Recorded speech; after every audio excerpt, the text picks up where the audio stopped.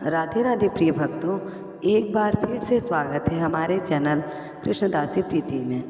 आप सभी को गुरु पूर्णिमा की हार्दिक शुभकामनाएं। आइए सुनते हैं गुरु पूर्णिमा की व्रत कथा।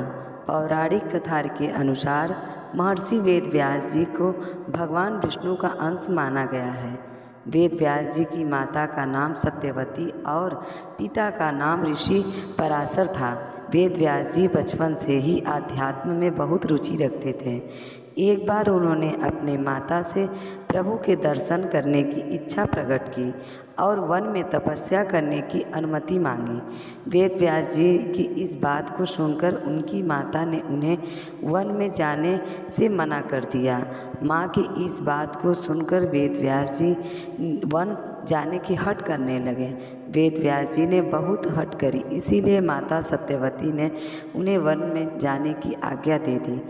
तब वेद व्यास जी वन की ओर ले जा रहे थे, तब उनकी माता ने उनसे कहा, तुम्हें अपने घर की याद आ जाए तो वापस आ जाना। माता के इस वचन को सुनकर वेद व्यास जी वन की ओर चल दिए।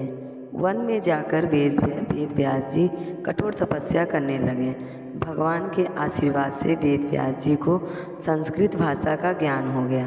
इसके बाद उन्होंने वेद, महाभारत, 18 महापुराण एवं ब्रह्म सूत्र की रचना की। लोगों को वेदों का ज्ञान देने की वजह से आज भी इन्हें गुरु पूर्णिमा के दिन प्रथम गुरु के रूप में याद किया जाता है। गुरु पूर्णिमा का दिन आध्यात्मिक उन्नति, ज्ञान प्राप्त करना और शुभ फल पाने का बहुत ही अच्छा दिन है।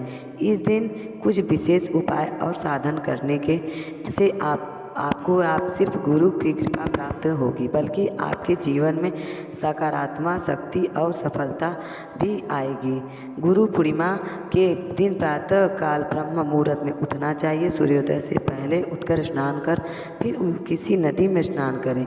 अगर ऐसा नहीं कर सकते तो नहाने के पानी में गंगा जल मिलाकर से स्नान करें। स्नान के बाद साफ वस्त्र पहनकर पूजा के लिए तैयार हो जाएं। अगर आपके कोई आध्यात्मिक पूजा, उनकी चित्र या मूर्ति की पूजा करें। अगर गुरु नहीं है तो माता पिता या जीवन में मार्गदर्शन देने वाले किसी भी व्यक्ति का पूजन करें। उन्हें फूल, वस्त्र, मिठाई आदि अर्पित करें और फिर उनका आशीर्वाद लें। गुरु मंत्र या फिर गायत्री मंत्र का जाप करें। कम से कम 108 बार मंत्र का जाप करें। ओम गुरुवे नमः का जाप कर आप कर सकते हैं। ओम नमो भगवते वासुदेवाय का जाप कर सकते हैं। ओम श्री गुरु देवाय नमः का जाप करें। ऐसा करने से आपके जीवन में सकारात्मक ऊर्जा और मानसिक शांति आएगी। इसके बाद कुछ दान पुण्य अवश्य करें।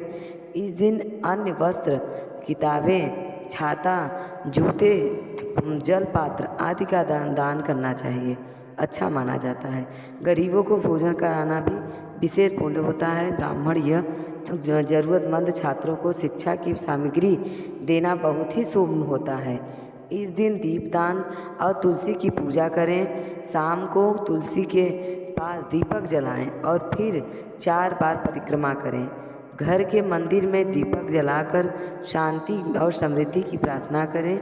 इस दिन भगवत गीता, रामायण, गुरु चरित्र या विवेकानंद साहित्य जैसे ग्रंथों का पाठ करना बहुत ही लाभदायक होता है। इससे जीवन में दिशा और उद्देश्य मिलता है।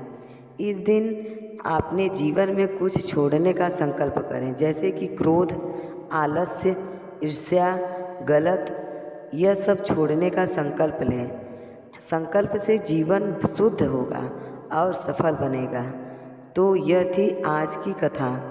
आपको यह कथा कैसी लगी कमेंट करके ज़रूर बताइए। साथ ही मेरे चैनल भक्ति कृष्णदासी प्रीति चैनल को सब्सक्राइब करना ना भूलें। धन्यवाद। राधे राधे। जय श्री कृष्णा। हरि बोल।